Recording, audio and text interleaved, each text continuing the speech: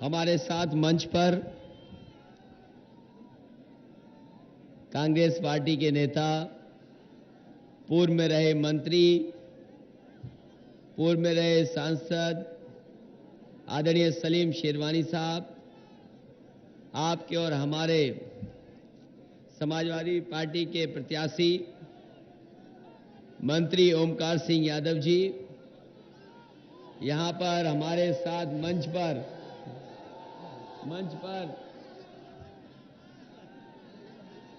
सांसद धर्मेंद्र यादव जी, विधानसभा के अध्यक्ष नवाब सिंह यादव, बाबर मियां, वाहिद खान साहब, सुरेश यादव जी, लोकेन शर्मा जी, मुन्नू मियां एडवोकेट जी और साथ ही साथ बड़ी संख्या में हमारे समाजवादी साथी, इस जनसभा में उपस्थित बुजुर्ग, किसान भाई, बड़ी संख्या में नौजवान साथी, माताएं बहनें, पत्रकार साथियों, मैं सबसे पहले इस ऐतिहासिक जनसभा के लिए आप सबको बहुत बहुत बधाई देता हूं। मैं पूरा मैदान भरा दिखाई दे रहा है, पूरा मैदान भरा दिखाई दे रहा है और पहली बार ऐसे पेड़ देखे हैं जहां समाजवादी कार्यकर्ता लाल टोपी लगाए बैठे हैं। हम समझते मैदान के आसपास एक आधी पेड़ बचा होगा और ज्यादा मत हिलाओ, झंडा न गिर जाएगा।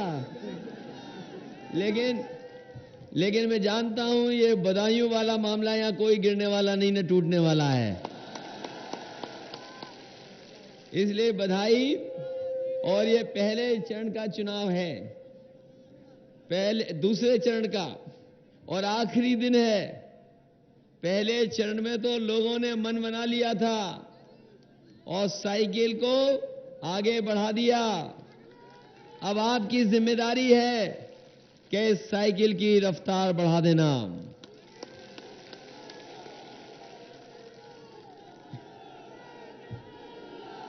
और हमें भरोसा है आप पे, और हमें भरोसा इसलिए है कि अब तो आपके विरोध में कोई बचा ही नहीं। मान लो पहले चुनाव लड़े थे आप और आपके खिलाफ लड़ गए बाबर मियां जी, तो उन्होंने भी वोट ले लिया बहुत, लेकिन अब दोनों वोट जोड़ दो तो बताओ कितना हो गया वोट। इसलिए आपकी जिम्मेदारी है कि अभी तक कोई इतने वोटों से न जीता हो, उतने वोटों से ओमकार सिंह यादव को जिता के भेज देना इस बार। और अब तो कांग्रेस पार्टी का भी साथ है। हम तो जानते हैं ये तमाम नौजवान हैं यहां और ये समाजवादी लोग हैं। जब कभी जोश और उत्साह में होते हैं तो साइकिल का हैंडल का हाथ छोड़ करके पैडल मारते हुए साइकिल चला लेते हैं।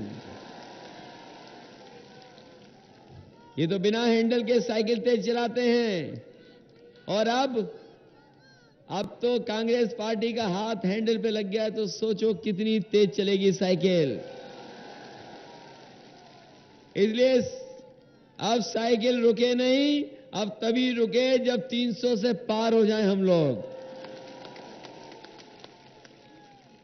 इसलिए जहां तक समाजवादियों के काम पे भरोसा है लोगों को, अगर एम्बुलेंस चलाई है तो एम्बुलेंस पर भरोसा है लोगों को, फोन करा तो 10 और 15 मिनट में एम्बुलेंस पहुंच जाती है, आपकी मदद करने का काम करती है। इसी तरह पुलिस का भी इंतजाम कर दिया, इनके लिए भी 100 नंबर वाली गाड़ी दे दी।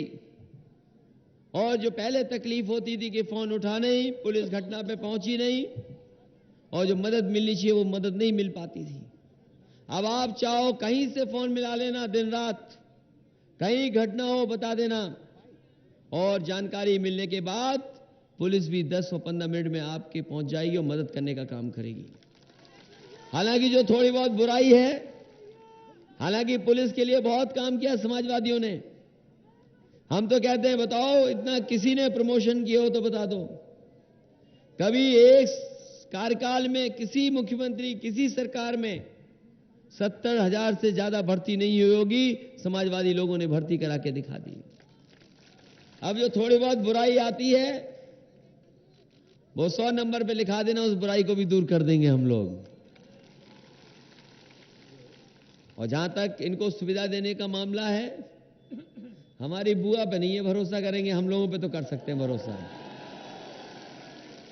हमने सुना है कि हमारी बुआ बॉर्डर वाले मामले पे बहुत बोल रही है आजकल, और हम कहना चाहते हैं भरोसा बुआ पे करोगे तो पत्थर वाले हाथी लग जाएंगे, याद रखना। इसलिए समाजवादियों ने कैसे व्यवस्था वो आपकी मदद हो उसमें भी, बॉर्डर वाले में भी, आने वाले समय में हम उस पर भी विचार करेंगे। और जैसे पहले व्यवस्था बनाई थी वो व्यवस्था बनाने का काम समाजवादी लोग करेंगे। और अभी प्रधानमंत्री आए थे यहां पे आपके बदायूं में, अच्छा हुआ बदायूं देख लिया उन्होंने। और क्योंकि अगर न देखते तो इतने वोट वाला जिला कैसे जान पाते वो। जब वोट पड़ेगा तो जरूर बदायूं ढूंढेंगे कि अच्छा ये वोट ज्यादा दे दिया उनको लगता है। इसलिए साथियों, हम कहना चाहते हैं जो काम की बात नहीं कर पा रहे हैं, रेडियो पर, टीवी पे मन की बात, और हम समाजवादी लोग कह रहे हैं बताओ काम की बात कब होगी। वो तो रेडियो पे बोल रहे हैं, टीवी पे बोल रहे हैं, पिछले 2.5 साल 3 साल से बोल रहे हैं, लेकिन बताओ अभी तक तो सच पता नहीं लगा, उनकी मन की बात ही नहीं पता लगी अब तक। तो सोचो मन कैसा होगा। इसलिए हम समाजवादी लोग कम से कम काम की बात कर रहे हैं, जमीन पर चीजें उतारने का काम करते हैं। एक बार मन की बात देखी आपकी, पूरे देश को लाइन में लगा दिया, कोई गरीब नहीं बचा जिसको लाइन में न लगना पड़ा हो। और जब किसानों का बुवाई का समय था, जब सबसे ज्यादा पैसे की जरूरत थी, उस समय इन्होंने 500,000 रुपए बंद कर दिए। मैं पूछता हूं, बताओ किसी पे पुराना 500,000 बचा हो तो बता दो। किसी पे नहीं बचा होगा 500,000, सब जमा करा लिया। हम तो पूछना चाहते हैं, जो बात आपने कही थी कि काला धन इसमें इतना निकलेगा, बताओ आज तो पैसा आप बैंकों में पहुंच गया। आज तो हम आंकड़े मांगना चाहते हैं, कम से कम जनता को बताना चाहिए कि पूरा का पूरा देश का पैसा होने के बाद बैंकों में इतना काला धन आया है। लेकिन आज तक कोई बात नहीं। जो लोग लाइन में भी लगे थे, जो बेचारे गरीब, जो गरीब लाइन में लगे पैसा लेने के लिए, कई लोगों की जान चली गई। उत्तर प्रदेश में भी बहुत सारे लोगों की जान चली गई। हमने उनके परिवार के लोगों को बुलाया और उनकी मदद करने का काम किया, 2-2 लाख रुपए उन्हें देने का काम किया। आपने अखबार में पढ़ा होगा कि एक बच्चे ने भी जन्म ले लिया बैंक में, और बैंक वालों ने उसका नाम खजांची रख दिया। मैंने जानकारी करवाई कि ये कौन से गांव का है, कहां का रहने वाला है, और मैंने उस परिवार को पता करा कि सबसे गरीब परिवार उस मोहल्ले का था। उसकी मां को हमने बुलाया और 2 लाख रुपए उसे भी सरकार से दे दिए, कम से कम छोटा मोटा खजांची बनाया। ये जो भ्रष्टाचार और काले धन की बात है, ये जब तक हम और आप नहीं चाहेंगे तब तक न भ्रष्टाचार खत्म हो पाएगा, न काले धन वाली समस्या का समाधान हो पाएगा। ये पैसा काला सफेद नहीं होता। अगर कोई चीज होती है सफेद काली, तो वो हमारी आपकी लेन देन काला सफेद होता है। हम लोगों ने कारोबार किया, मान लो काले धन से, टैक्स दे दिया तो वो सफेद पैसा हो गया। सफेद पैसे कारोबार किया, मुनाफा कमाया और टैक्स नहीं दिया तो वही काला हो गया। इसलिए काला सफेद पैसा नहीं होता, हमारा आपका लेन देन काला सफेद होता है। पूरे देश को गुमराह कर दिया। इसलिए हम आपको सावधान करने आए हैं, और कम से कम समाजवादी लोगों ने तो काम किया है।